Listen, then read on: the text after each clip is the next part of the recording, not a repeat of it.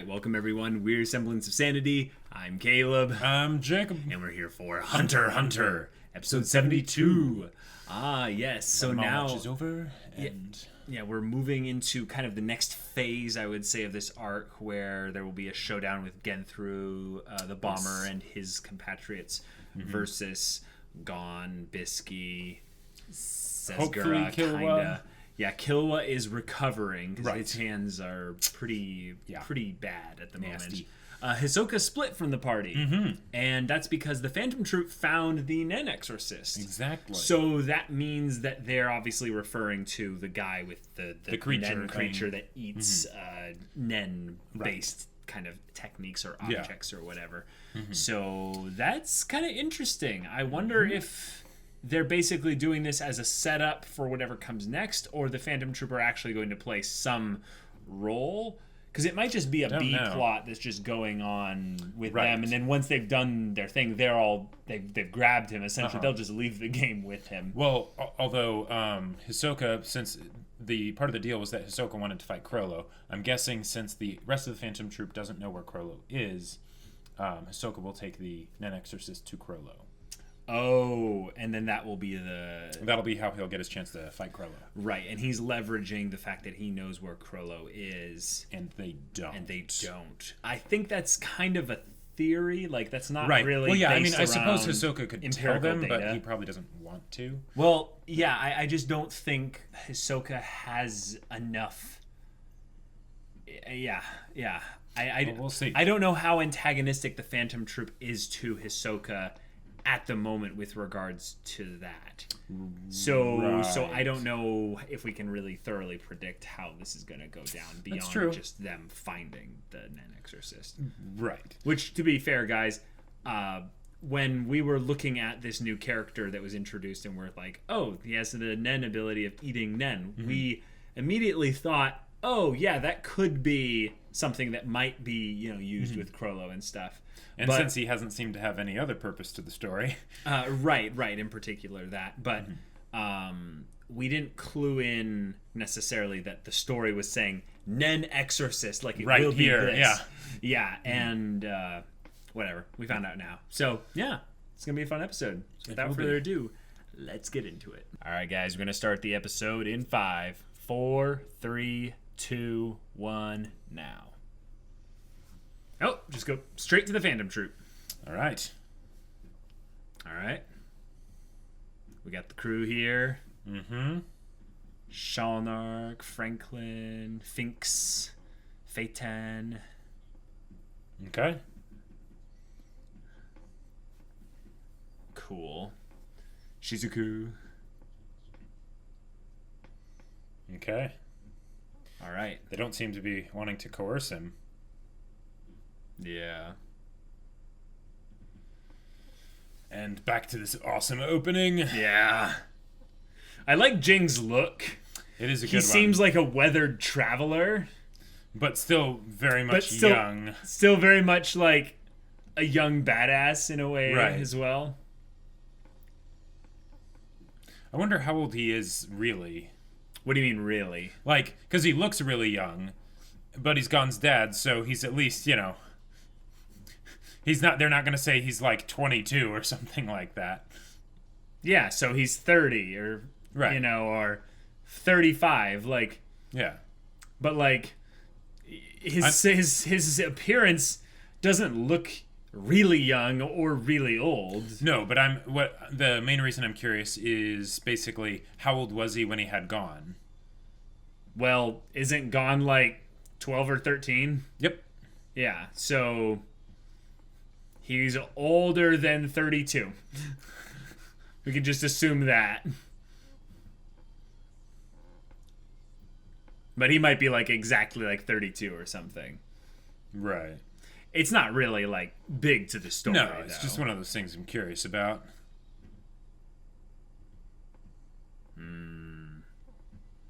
Oh, okay. Intense music right at the gate. Jeez. Cool. Yeah, Nobunaga and Machi.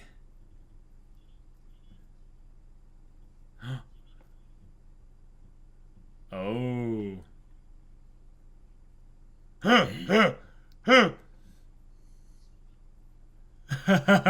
My senses are tingling.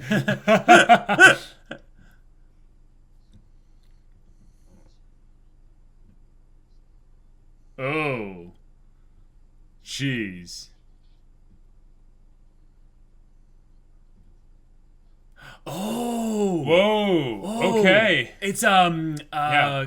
Killwa's younger brother or sister. I can't remember. Kalluto? Oh. Wow. Troop number 4. Yeah, Kalluto. Whoa. Yeah. Whoa. Okay. Yeah, I remember the Kalluto. Phantom Troupe. Jeez.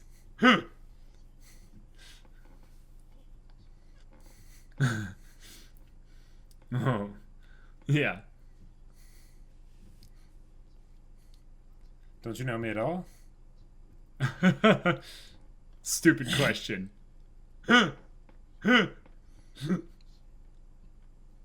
Ah. Wow. Whoa. He's like, that sounds fun. Yeah, he's like, that's good. Masadora. Mm-hmm.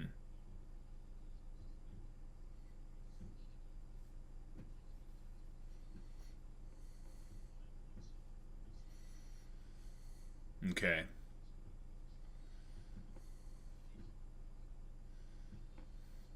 Yep. All right. Definitely.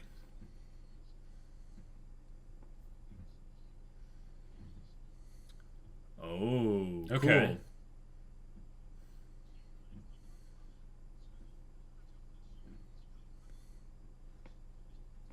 And you'll win the game. Yeah. Nice.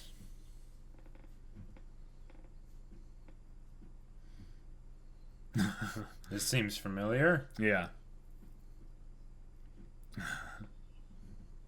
Nice. The leverage that they each have on one side, and no one has number 00 yet. Right. Oh.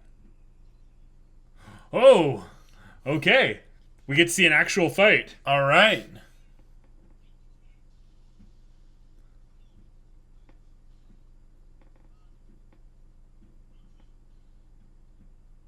Nice.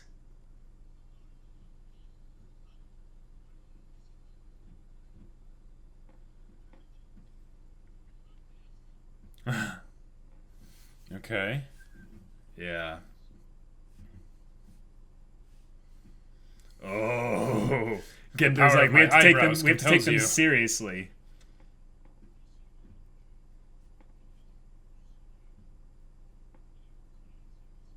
Oh, cool. So they can stay mobile. Mm-hmm. All right. Sounds like a plan.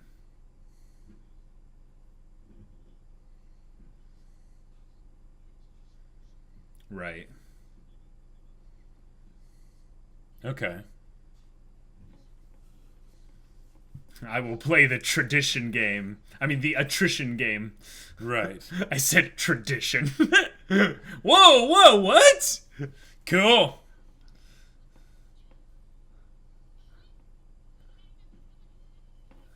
Yeah. Okay. All right. Sweet. Oh, that's got to be rough for Killua. Yeah. Okay, cool. Okay. Nice.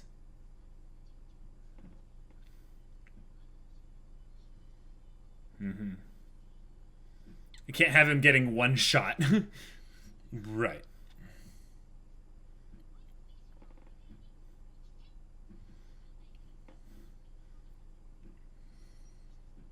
Oh. Whoa. All right, cool. That's legit. That is pretty cool. All right.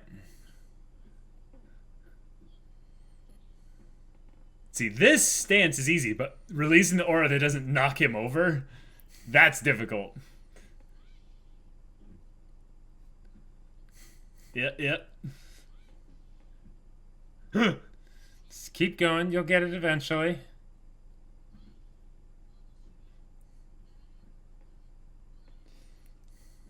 Oh. So they're bringing in these levels and stuff.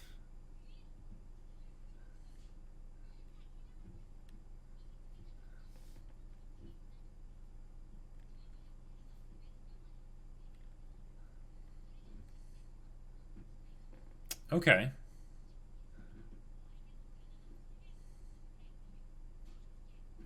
Yeah. Gotcha.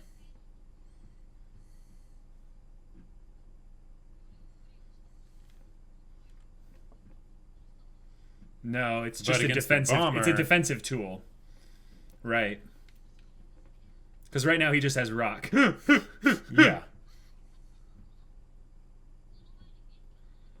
Ooh, good. Yeah. Yeah.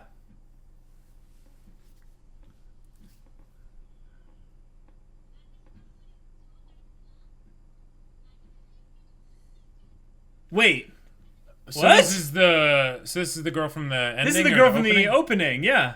Or is it the ending? One of them. One of them. Wait. Oh, this is how she looks so young. Okay.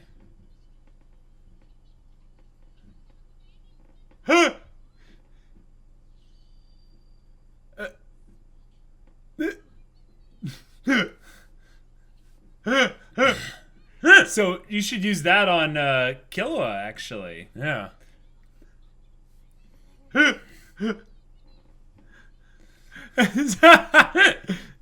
She should be filthy rich if she used that, like, Yeah. you know, like with like clients and stuff. If she sold that. That would yeah. be incredible. Oh.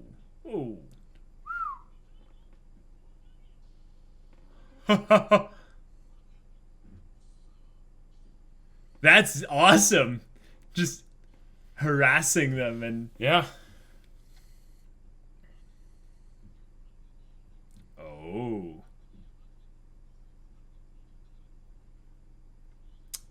Ah.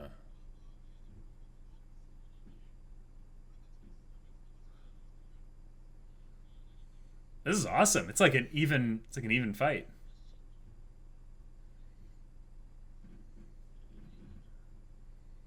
Wait a minute. That seems a lot like what Kalluto had. Yeah.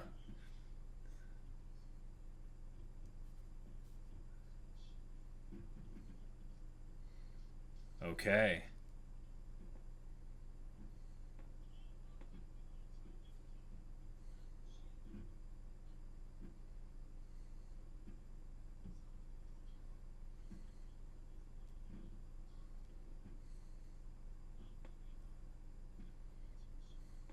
Okay. Ah, yeah, he's using his ability. Yep. Yeah. Yeah.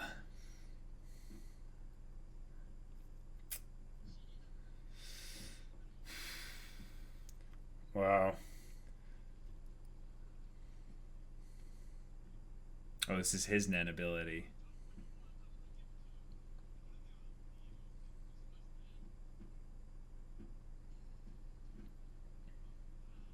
What?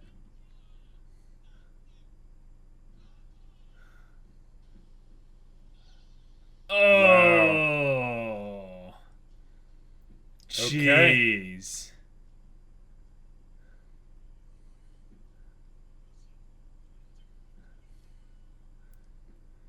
Okay. I like how this is ramping up. Oh, nice. Mm-hmm. Yeah. Okay.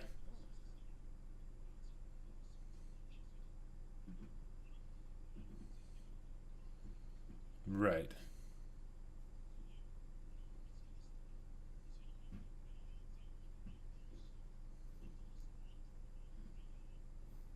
Oh, yeah. Right.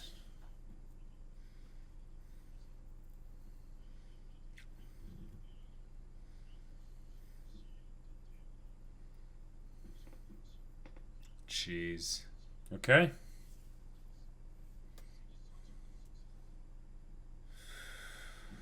All right.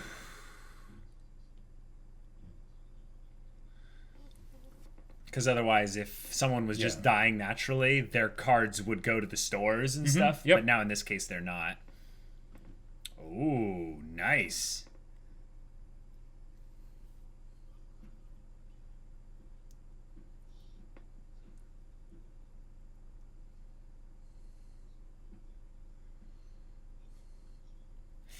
Yikes. Wow. Yeah, that's a lot.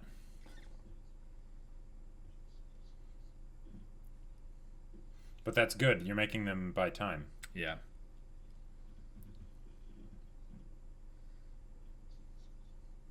Yep. This is like resistance training for Gon. Mm-hmm. It's tough. Jeez.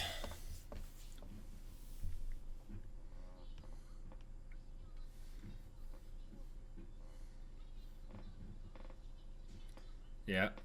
All right.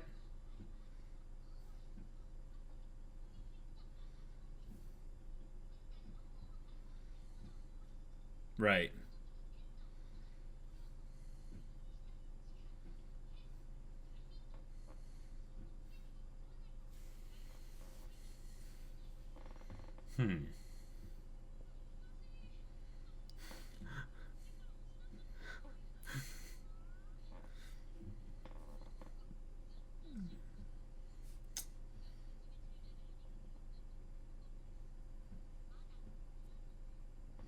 Cool.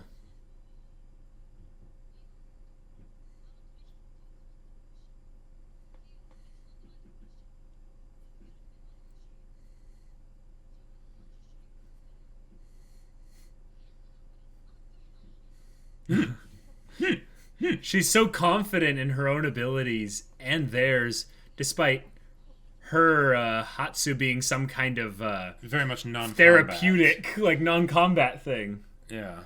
We didn't really hear what her Hatsu specialization was, though, did we? It might be... Huh. Whoa! Dang. Whoa! Okay. Yeah. Yep.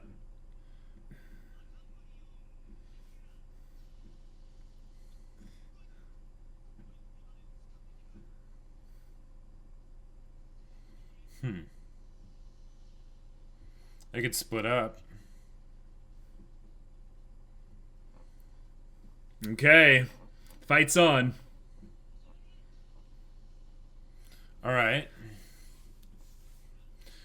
If they have more stealing cards, though, couldn't they steal stuff from them, and they'd be more likely to get a companies because they have so many of them?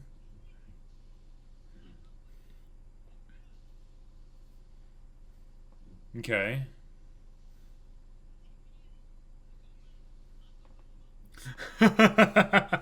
Now, this is kind of silly, though, because they're just, at this point, wasting cards. So, what's Tsezguerra's plan? How's he going to change it up?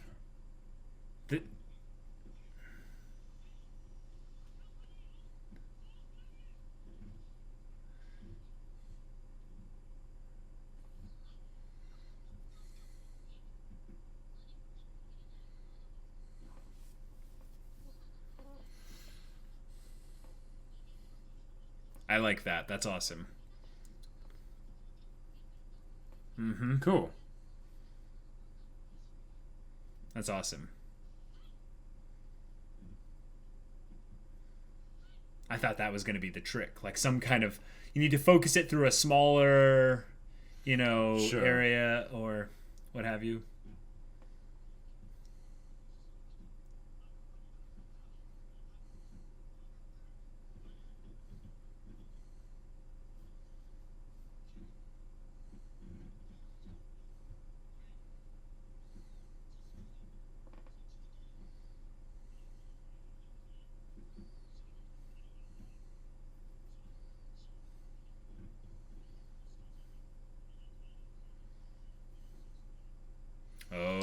Genthru. Gotcha.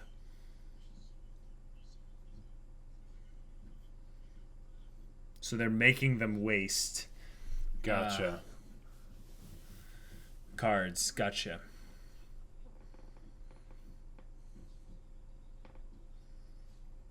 Even better odds? Yeah, because those could just be fakes, that are watching the shop. Right.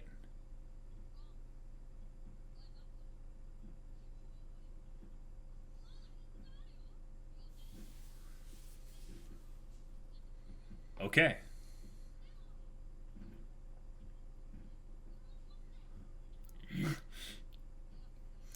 Yeah.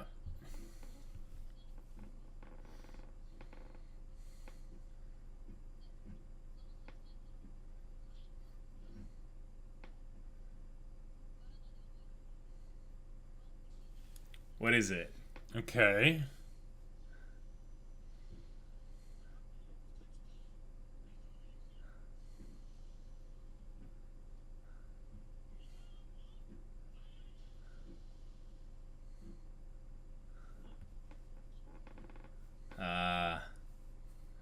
Yeah. Okay.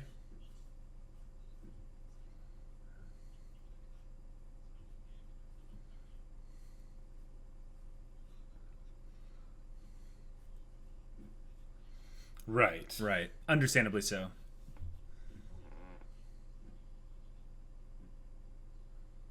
It's good that they're not immediately switching it, because then they would know that they're being watched.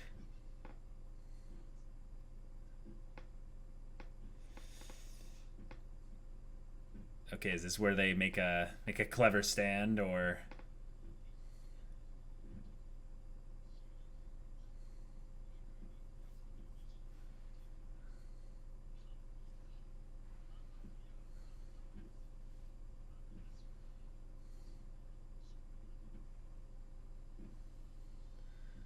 Okay.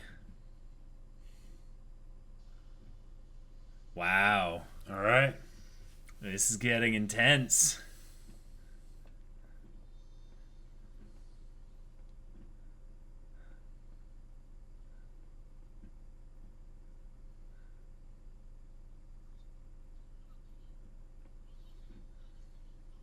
Yeah, It's getting through already. The bomber already killed them, I believe. Yeah. Oh.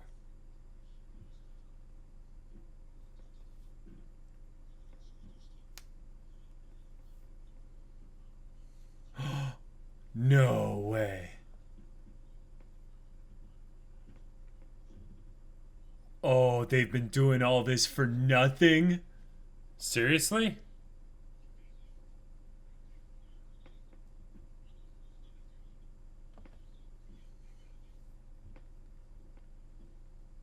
What? What changed? Yeah.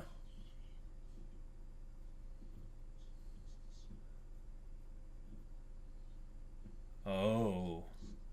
Something's wrong.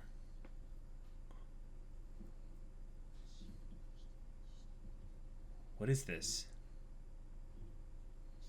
Did Genthru get to him? Who knows?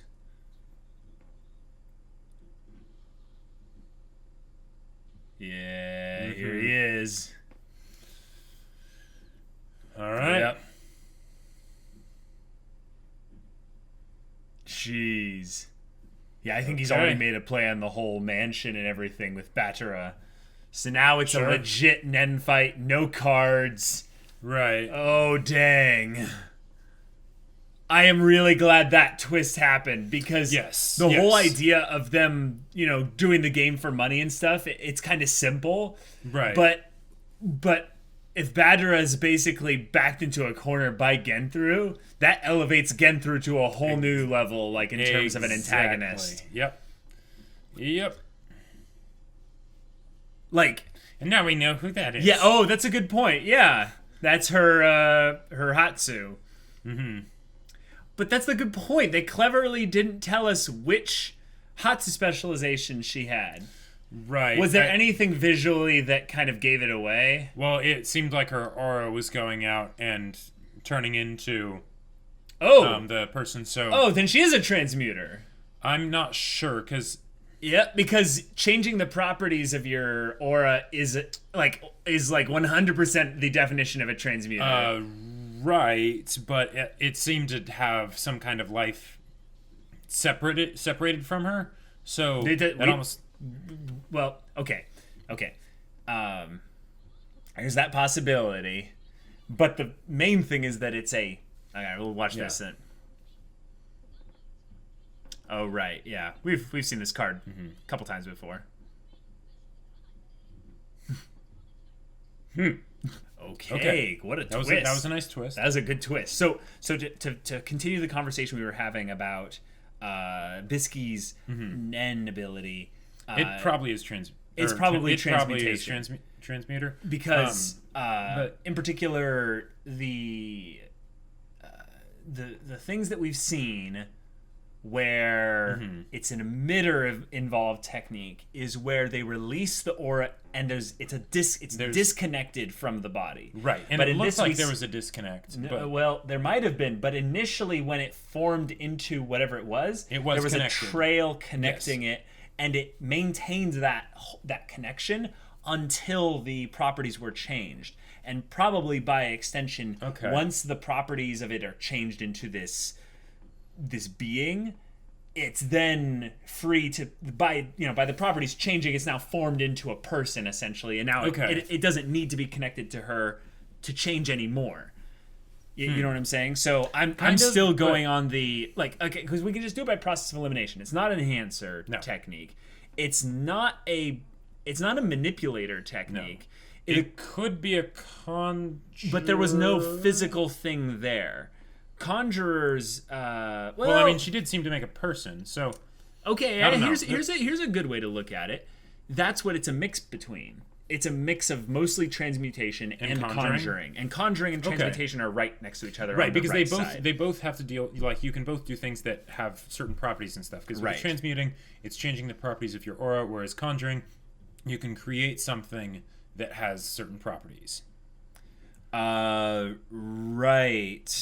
So maybe it's conjuring then? So no, I think it's both. I think that there's a huge chance that it is conjuring, but I think right now it's basically just like a 60-40 split. Like I'm gonna lean transmutation. Well, either way, it's something that's a non-combat technique. So right. So now I'm wondering. That'll be interesting when the bomber finally shows up and wants to do battle. Right. She seems so confident. I love Bisky's character and everything that she does, but there's got to be more to it than that.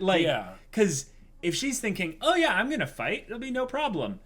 Or if she's got that much faith in Kalluto and Gon's abilities, she must have very little belief in Genthru and his people's ability to put up a fight, which I am not. I don't think that's what it is. I am not in the belief of that. But you know what they introduced with this dynamic that's really cool? The game whole beating it thing is now kind of a moot point. Yes. Potentially. At least for Tsezguerra it is.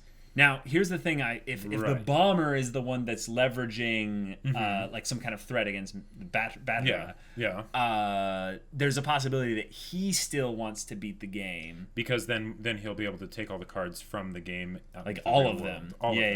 And maybe he's already put a bomb on Batera. That's why Batera is so. That's what I'm guessing it is. Yeah. Right. And that's why he's so terrified. He's like, I'm already dead. This is all over. And that would make things very interesting because that would give Genthru a motivation that is not what would have been originally obvious. No, not at all. Like maybe it has something to do with the number 0 card, or maybe he has some really personal reason why he wants to beat the game, or something that he's wanting to do with the cards once he takes them out.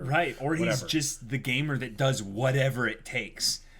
He's thinking outside the box with regards to how to beat the game. He's gone beyond the the game itself is nice and all, but I'm going to do the craziest thing, and I'm going to take away from anyone else the potential of them actually, even if they did beat the game and they went out to Badara, they're going to meet a guy who's scared for his life, apparently. Right. And will not reward them. So they're like, but okay, I just have all these cards. Yeah, they have all the cards in that instance there. But right. Badara's assets, the 50 million, and all that, get a little bit iffy there.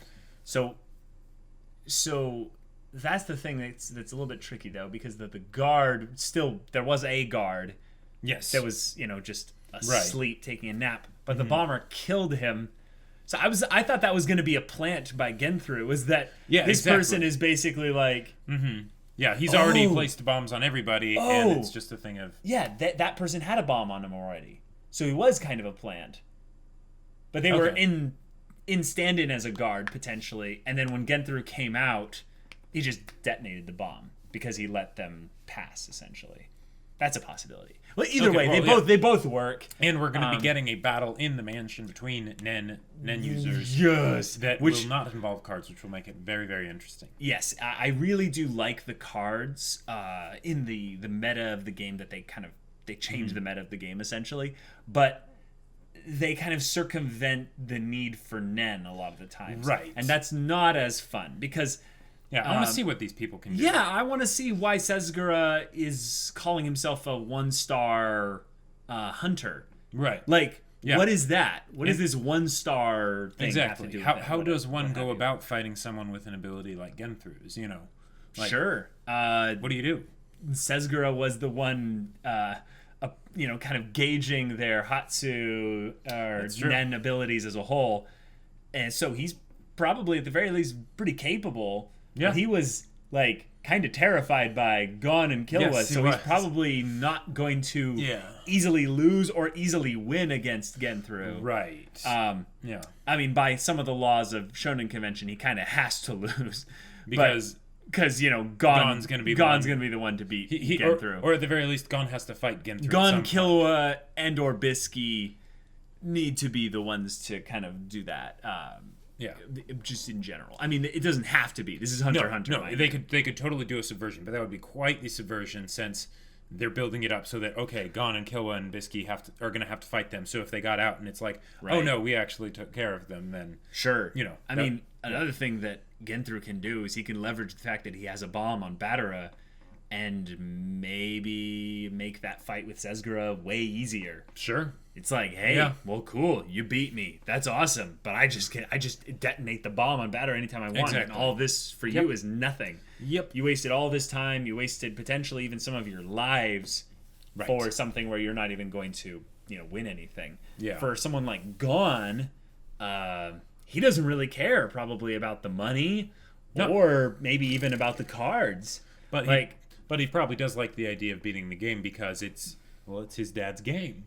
There is that. I mean, he wants to enjoy it and everything, but, Yeah. I like that they brought up also the thing of, we can kill them out here because, their card data on their rings will be erased. But you know what he's actually basically saying is, hey, Gon can kill me in this mansion and then, in a few episodes and still get all my cards. Right, and then be able to beat the game.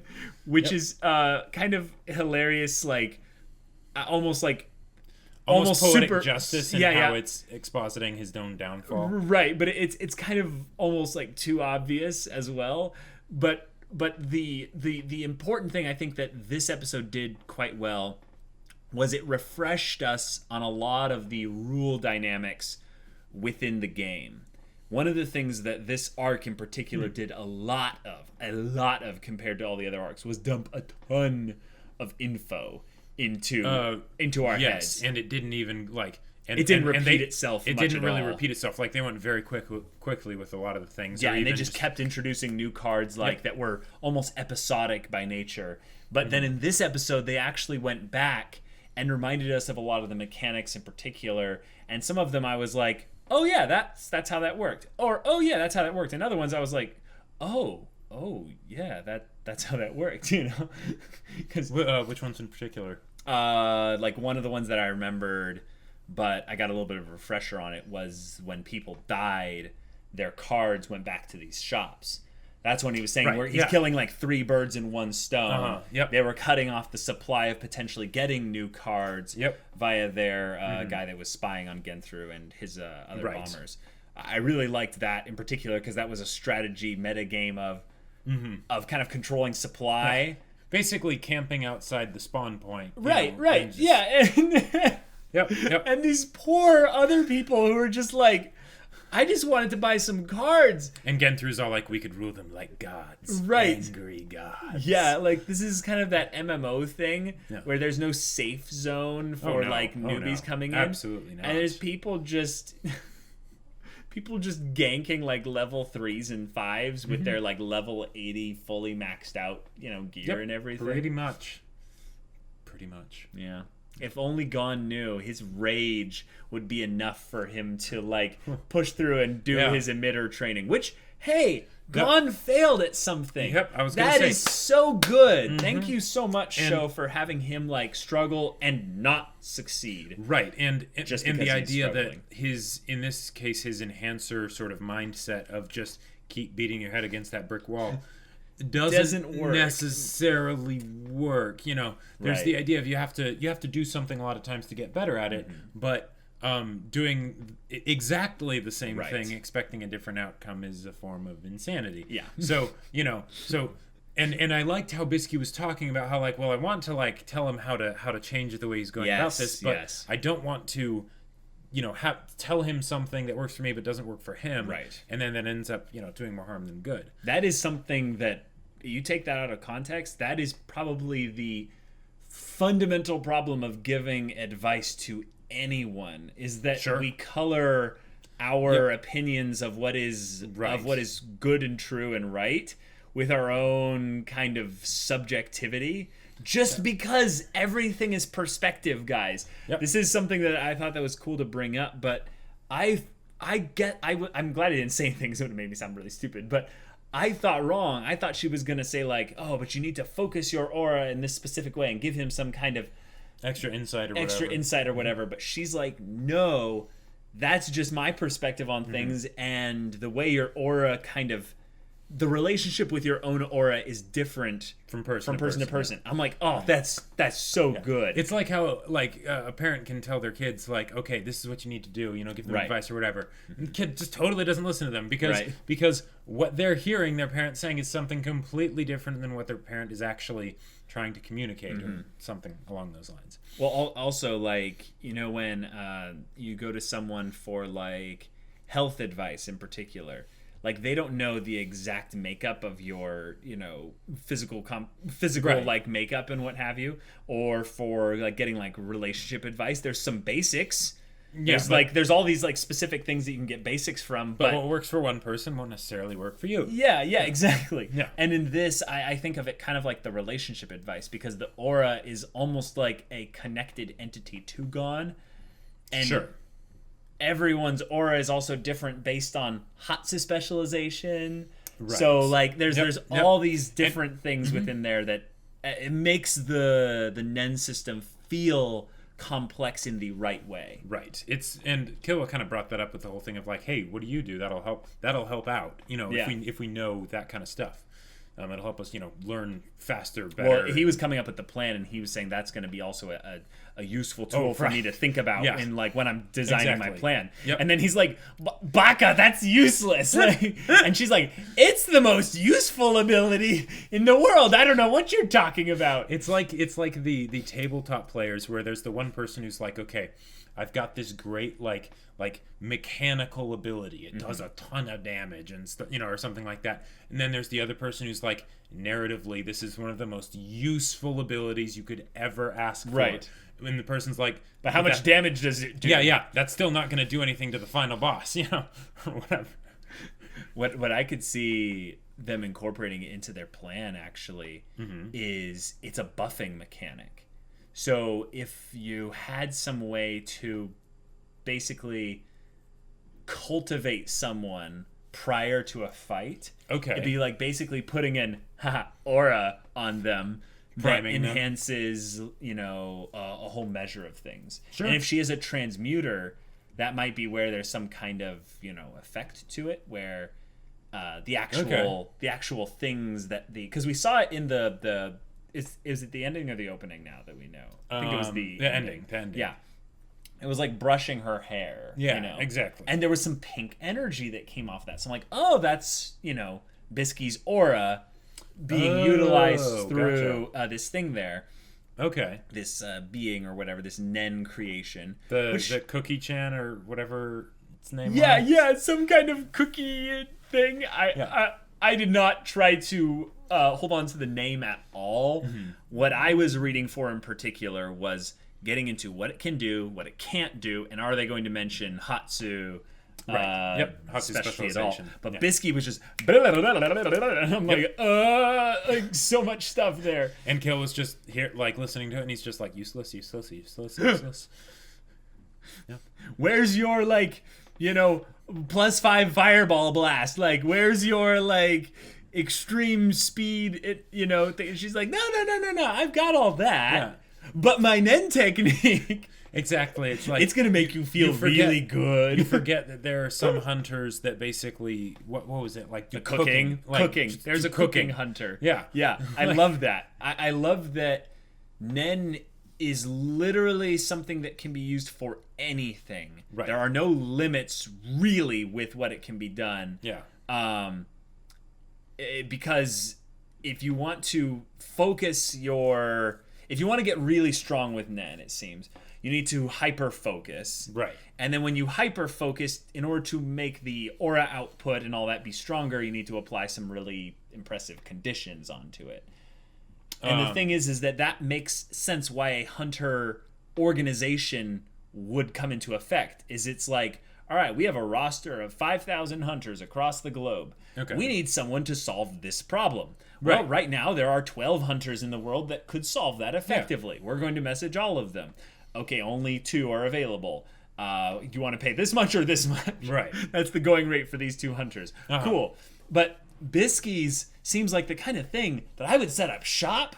Yeah, and I would. Yeah, it's like, why hasn't she done that already? You could make some money doing that. Because one of the things that you don't have happen a lot in stories when they have some kind of power system. Right. And this is where you can see that the world maybe isn't as developed as much. Sure. Is you don't see the non-combat applications, right? You don't see the applications of this power system for people that aren't, crucial to the main story, right?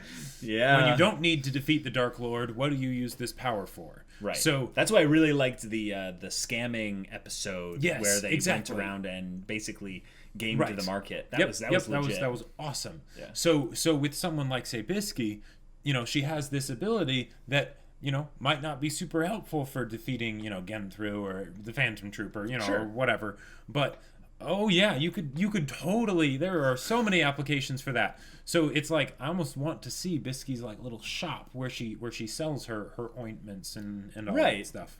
In particular, I see it as the ultimate physical therapy session where basically you sit in a chair and for 2 hours this Nen creation basically goes to town on you. Yeah. And you come out literally almost physically glowing, younger and more full of life. Oh yeah. That's legit. That's turning back the clock on time in your physical body. That's probably why this is the thing I want to bring up. That's probably why she looks so little. Is she's been self-applying for so long. She hasn't aged in 50 years. Right? Yeah. Well, and it's one of those things where it's if she just waited outside say the auction house, where the mob was all going, and it's hey, Mr. Don, super powerful mobster guy, right? This stuff is really amazing, and you should try it. Right. I think that they might not appreciate that she might need some connections, but all she would need is a few customers to then build the reputation, and then she would get the connections. Because the people that wealthy, they would probably pay top dollar to be able to just stay young. Yeah. You know what this also made me think or at least of? Look young. This is an application of Nen that is, as far as we can tell, purely non-combat. Right. But Bisky is excited about that they'll be able to when they fight, Genthru and all that. So here's what I want to bring up. What if one of the things that they're going to be bringing into play with HunterxHunter in the future, and I think Gon is a good example of this, is someone's specialization can be X. You know, you're an enhancer. But you can have enhancer techniques. You can technically have techniques in all the other specializations other than right. You don't have to just have the one technique. Yeah. Right, but that means that you can have the really good hunters. I'm talking like, you know, what's the old guy's name? Netero, right? Yeah. He could have techniques in all kinds of them, and the idea would be that there's just because someone is one Hatsu specialization and they have all these great combat abilities, they could have awesome non-combat abilities as well. Yeah. Just like Bisky could be kind of still trying to lie a little bit and say like, yeah, I have this cookie thing, and she's trying to kind of shunt the question away from Killua. Yes. But she actually still has like 3 other techniques or something that are all combat related. Right. And she's like, yeah, just don't worry about me. Yeah. I don't want them to think about that. You know, I don't want to. This is the world of Hunter x Hunter. You don't just tell people what your abilities are. I was gonna say that the exact same thing is that Bisky seems to be really clever. And the kind of clever where she plays dumb intentionally. Right, she totally did that with Ahsoka. Yeah, and I think she's been doing that still, like, with Gon and Killua all this time. Like, she's strong, but, like, she's also more than what she's showing in terms of strength.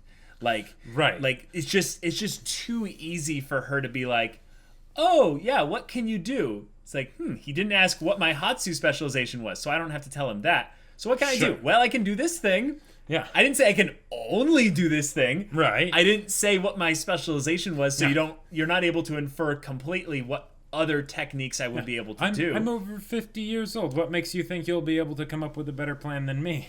Oh, no. She does think that Kill was going to come up with a better plan than her, because she devoted his mind specifically to that, because he has all this time to meditate on it. That's true. So it's not that he's smarter than her necessarily. It's that she's focused on training Gon, and he's not focused on training. He's focused on, healing. Yeah. And then with the rest of his mental energy, he can devise a plan. So he gets, 2 whole weeks essentially to do that. And he came up with something good in, 9 days? 9 days? Yeah, because it's 5 days left currently. Well, I think they were saying that they were planning to have like 3 weeks.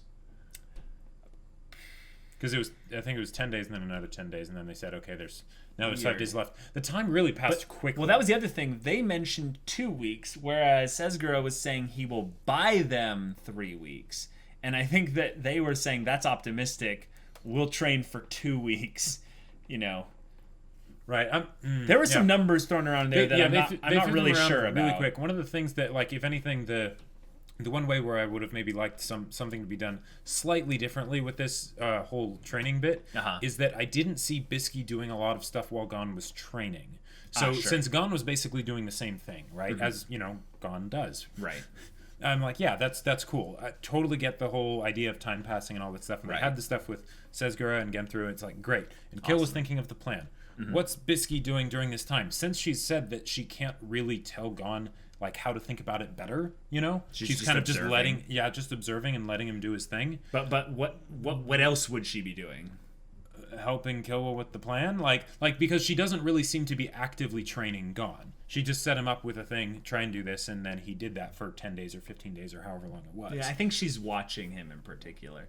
I think that she's also training Killua by kind of giving him more of the leader type position. Right, and that's what I figured it kind of was with her not telling him like, okay, this is what I can do. Because if she did have some awesome abilities and stuff, they might end up relying on that too much, and then that could. I think you're reading into it a little bit wrong in that we're not supposed to. I don't think we're supposed to think why too much of why she's not telling them everything. I think it's just trying to bring up the point that it seems like it's pretty obvious that she's not telling them everything, right? Yeah. Why? Who knows? Like we're really grasping at straws if we're trying to guess why she's not telling them everything beyond just this is Hunter x Hunter and you don't tell people your abilities. Like even if they're your friends, like there's a lot of there's a lot of value in keeping your abilities as hidden as possible. Right. And if anything, it was because when she did the previous bits of training, it was very involved, and she was very she was really good at like teaching them all the ins and outs and the basics, because this is like the fundamental stuff. So it makes sense why there would be that difference. But I was just kind of wishing like, I wanted to see more of that stuff that we saw before. I think that's something that, because we've seen it, we don't need to see it, because they don't have much time. That's true. And if anything, this was extremely fast-paced of an episode. Yep, a lot of time passed. The only thing that they technically added, kind of fluffed time with, was they repetitively showed the accompany on chase. And that, I think, is fine, because that didn't last very long. That was, we're talking about like a minute of extra time. That was interesting, though. I think we do have to mention that the Phantom Troupe is doing their whole thing, and Kalluto, however it's pronounced. Yeah, Zoldyck. Kill is younger she has replaced, I think the gender isn't really... Yeah, I'm not sure. Obvious. I seem to recall they specified it at some point back at the Zoldyck mansion, but I forget which one it was. It's not really that important right now. But Kill was younger sibling, is now officially a part of the Phantom Troupe. Number 4, big deal. To replace Hisoka. And there seems to be no like direct hate towards Hisoka right now. Right. But I think what they are saying is that, Hisoka, we're doing our deal with you. But if you ever show up again after this, you're not one of us. So we're done with you. Yeah. And Machi explaining that was very good. I really appreciate the presence that Hisoka brings to the other members of the Phantom Troupe. Yep. Where none of them are really worried about him. They don't like draw a weapon, Nobunaga, or something like that. They're just like, meh. This bastard, they just are kind of like indignant, Yep. And I like how Shalnark seems to be the interim leader, essentially, because he seems to be the high intellect. Yeah, they all sort of acknowledge, okay, he's probably the smartest one here. So and he was a manipulator. Right. And one of the things that Hisoka's personality test gave was that manipulators tended towards higher intellect. They were generally the smarter. Right. I think it was manipulators and conjurers that tended towards the higher kind of intellect side of things. Gotcha. And it's something that, obviously there are exceptions and stuff, but I think those little things kind of help inform maybe where Hisoka came up with the idea for the personality test. Right. The Phantom Troupe was probably main people he based it off of. Right, but I kind of, when I think of the fact that you tested manipulator, I kind of think of you as well as kind of the leader with the high intellect. Like, you'd lead kind of with the brute strength of someone like Uvogin, or the super charismatic, or the super mysterious, charismatic Crollo thing there, but more of the matter of fact, this is our plan, this is what we're doing, and coming at things from a very logical, strategic perspective. So that was kind of cool. And since they're dealing with someone like Hisoka, that makes it probably even more important. Yeah, I mean, they have numbers, so that doesn't hurt either. They never really seem to be worried about Hisoka. They're more like, all right, let's do this thing so we can help our leader. Hisoka, we know what he wants, so we're not worried about him doing anything beyond that. But we're also gonna watch him. We're keeping our tabs on this guy. Yeah, but we're confident enough that even if he does fight Crollo, Crollo will waste him. Yeah, that was crazy. One of the things that Machi said was that that's impossible. That's impossible. Like, and that's like, when have we heard that? We've never heard anyone do the stereotypical impossible. Yeah. Like, there's no way you could beat him. He's beyond your right. And I think the last time we've heard that type of phrase, it's more of like when Kill and Gon are like, we need to train because they're just beyond. They're it's more of like a reflex thing that people will say in the middle of a fight when someone does some clever trick on them. It's kind of like when Kurapika outwitted Uvogin with his chains, but we never hear it involved in the it is impossible for you to beat so and so. Right. Like we've exactly. never had. I don't think we've ever had that conversation brought up. And now that just got me so like to see like a Crollo versus Hisoka fight because because that would be so good. Crollo is going up against 2 Zoldycks. What? Crollo. Oh, he has gone up against 2 Zoldycks. Yeah. And so it's like going up against Hisoka. There's a part of me that's worried. I think Hisoka's gonna die. I think that I think that the HunterxHunter creator, Tagashi, thank you. He cleverly didn't have that fight between the Zoldycks and Crollo, and with either one technically winning. Right. Yeah. He had the battle stop because he wants to use those characters for future fights and stuff. And now we see kind of why, because the fight between Crollo and Hisoka is being super built up. But again, this is a kind of a B plot.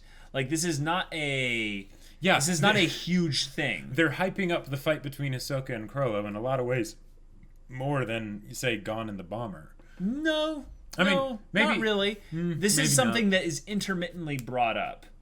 Like Sure. there's no like hype really being infused into the scenes other than what Hisoka brings. Like Hisoka this does bring a lot, was the though. first time the Phantom Troupe actually ever really talked about it. It's not something that's on anyone's mind other than Hisoka. In fact, because Crollo's not in it, I would argue that they're not trying to hype it up. It's more of a thing where they're trying to bring the focus back now to our kind of stereotypical main 2 characters of Gon and Killua, and have them be their plot be the main thing that's built up. Yes, they're absolutely bringing the focus back to Gon and Killua. I mean, they have. Yeah. I think it would be a mistake on our part to think that the focus is going to shift solely or even in any majority to the Phantom Troupe anytime soon. No, but as far as like a specific fight goes, like yes, I'm hyped for it. It's gonna be awesome. I'm super hyped for it, and it's going to be awesome. Yeah. But it doesn't seem like it's a thing that's like coming even in the next like few episodes or so. Like in particular, I can see that. In particular, I feel like this is more of a thing where, like, once we get into whatever the next arc is, then things are on the table. Yeah, you know. Yeah. Then fights like that probably will end up happening. That'd be cool. Other things that were brought up this episode that were kind of clever, I just say like card usage was pretty cool. Them jumping to kind of do the little meeting thing and then quickly levying some cards and then booking out. Yep. No pun intended. That was kind of fun. Yeah. But yeah, the twist at the end, I'd say, is probably one of the best things this arc has done so far, if they executed on it well, because it has some really, really big potential. Yes. Especially for Genthru. Yeah, and it certainly... Well, right. Yes. Right. Yeah, it does do that. It does do that. Yeah. Yeah, I could see this going... I mean, just predictions about the end of the arc in particular. I could see this going a little bit of a Heaven's Arena bit. I could also, where they end it prior to getting to the top floor, so to speak. Oh, sure. Or in this case, they would end it before beating the game. Right. But I could also see this being a thing where they defeat the bomber somehow, and Badara basically goes, "Thank you so much for saving me." Sure. You guys have free reign to switcheroo. You guys have free reign to do whatever you want. Like maybe the bomber has already been paid, or no. That wouldn't make sense. Yeah, I don't think so. I would like to see the bomber somewhat win. Like I think we have had very few arcs so far where the protagonists wholly win. And it would be nice to have maybe Gon like really win here. Mm-hmm. But I think the biggest win so far of this arc has already happened in that they have come so far with regards to their Nen training. Right. That Which as long is as the original purpose of the game. Right. And as long as that none of our beloved new characters like Bisky die, I think it's all going to be a win. Like, sure. Either way. Yeah. Yeah. I don't really care as much about Tsezguerra. He's a cool guy, and I want to know what that 1-star hunter thing means. But I'm guessing that this is about time for him to end right about here. Probably. Yeah. Probably. But it could be a cool fight. It probably will be. Anything you else want to mention before we cut it out here? Nope. All right, cool, guys. This has been a fun episode. If you want to see the next 2 episodes, reactions, discussions right now, go check out the link in the description below for our Patreon. You can get on early access. Comes with Discord access. You can chat with us about stories or what have you. And yeah, we'll see you there. But until then, we're Semblance of Sanity. I'm Caleb. I'm Jacob. And we'll see you all next time.